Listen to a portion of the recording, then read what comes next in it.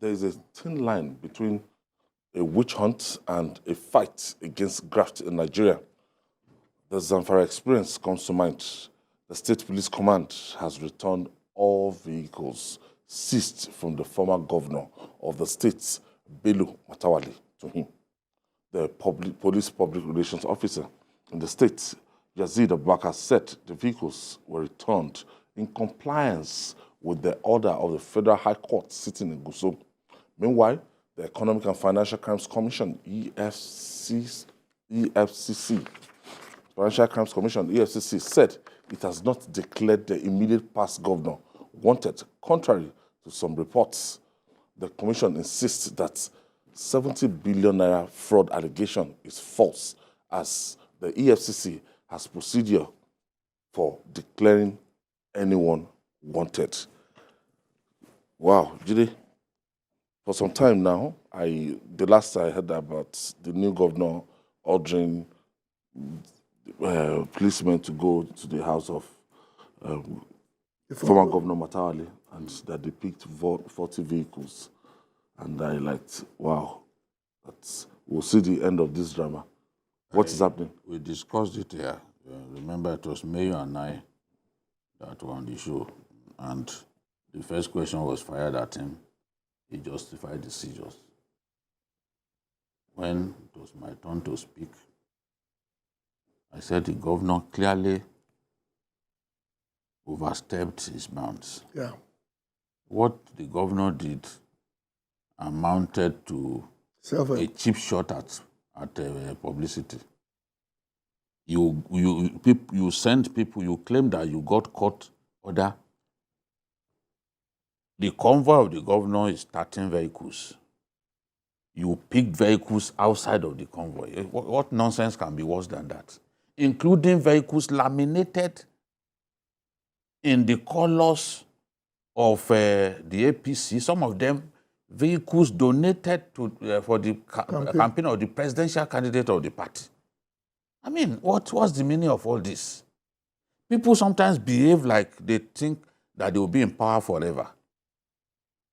Yes, it's not, I said it does not make sense to go away with government vehicles. But you can't go into a yard and imagine that every vehicle that is there, you must take away.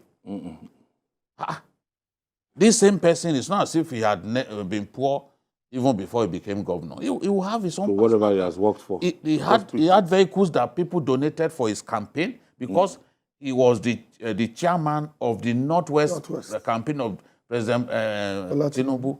He was the governor that Ashwaju chose to coordinate his campaign in the Northwest, over and above other Northwest governors who were his seniors. So you went in, just packed everything because you have power. Come on, they don't do things like that. Even people who got waivers. You know, when the government is leaving office, there will be people who get waivers to continue to use their vehicles. Some will say, okay, I want to pay. He revoked every such across the board. This thing. Whether they gave you permission to buy it, officially. And then he revoked everything. Are you simply coming to office just to yes, to collect vehicles? This kind of, witch hunts across board. It's not speculated to this Zamfara state. If you look at what is happening in Kano now, that one is even laughable. No, it's as if my aim and the objective is to come and everything that Ganduje has done. Wow. Sparks vindictiveness and everything. Even wow, people, the one that even hurts Kano people the most is that roundabout. Roundabout in front of government. Because there's no need in the world to demolish that roundabout. You can say you demolish some, that roundabout. As if you had just a target in office. So once I assume this thing, Then the Otoro interchange, the best interchange in our country today, that the governor be, let him go and demolish it. If you don't want to have his imprint on anything, demolish the Otoro interchange now, named after Buhari. Let us see. It's not possible to, when a governor performs in office, you cannot erase. They come and erase. People will say that Ganduje too did that. He did that to an extent to the other man. I remember they didn't allow him to enter the state. But you do not fight evil with evil. Fire with fire, yeah. You have to be sensible. Be a man of your own. Yes, you don't have to fight evil with evil. Move on. Do your own work. Set your own agenda. Let the world see what you come to do, not to go and be demolishing the roundabout. There are even structures of government, institutions of government that can handle all this. It's not necessary for the governor to give an order. Just like to supervise. Yeah, like it happened in, if you remember, the lady in Oyo State. While the governor complained to the media, he allowed the system to take care of retrieving those vehicles. Because I have friends who paid, and then they set up a committee. The committee verified those who paid, the money they paid, whether it was commensurate to the cost of the vehicles, and they let some people go. It's a matter of upbringing, really. Because if you are coming to office to serve, vendetta should not be the first thing at all. that comes to your mind. In all states. It's a reflection of the fact that you are just there basically. In what view? You just come there to basically destroy. It's not done. Because, like Buhari discovered in 2015, things you see outside governments, when you get inside and you look at the burden that some of these people face, you will tone down the reality that you come with. Obviously, he has not been given the files to know where the state stands. I'm telling you. Debt-wise, where the state stands in terms of liabilities. You will not have the time for this gragra. No, look at Zamfara, his state. Yeah. Is the capital of banditry in our country. The biggest bandits are from the poorest state in the country. They control a major part of the state. And the first thing you think. What are you thinking about? There are a lot of other things. How do you solve the insecurity that is the biggest problem confronting the state? Because that is the state where it appears the biggest bandits in our country go right. You know? So people are being the level of poverty. You know, in the midst of plenty, Zamfara is probably the richest state in terms of natural resources. Solid minerals. Raw gold. Raw gold on the surface, not that you have to dig.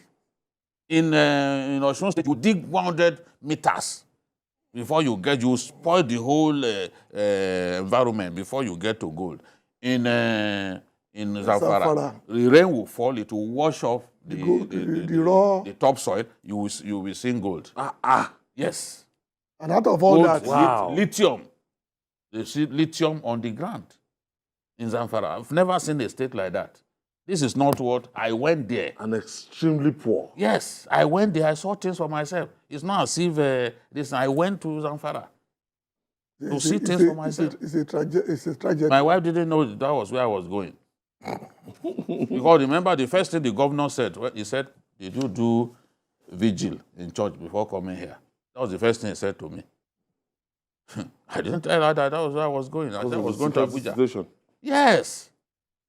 And when I went to Jengebe, where they kidnapped those female students, on our way back, cattle rustlers were attacking the village in front of us. And I had just about 7 policemen. I looked at them. We had to wait, let them finish what they were doing before we proceeded on the journey. These are people who sometimes even they will confront soldiers. I mean, they've killed many soldiers in ambushes in that Zamfara state. The first thing the governor should be thinking of is how to solve that security problem. What do I do? Let me think out of the box. What do I do? It was the cars. Vehicles. So, Mr. Governor, rearrange your priorities, both in Kano State and any other states across the country. Please concentrate on why you were voted in. If it is not witch hunt, why should you park vehicles outside of the governor's convoy? Because the governor's convoy, those are the government vehicles. How can you see vehicles laminated in APC branded colors? vehicles? Yes, laminated in I use pictures, and you still took them away.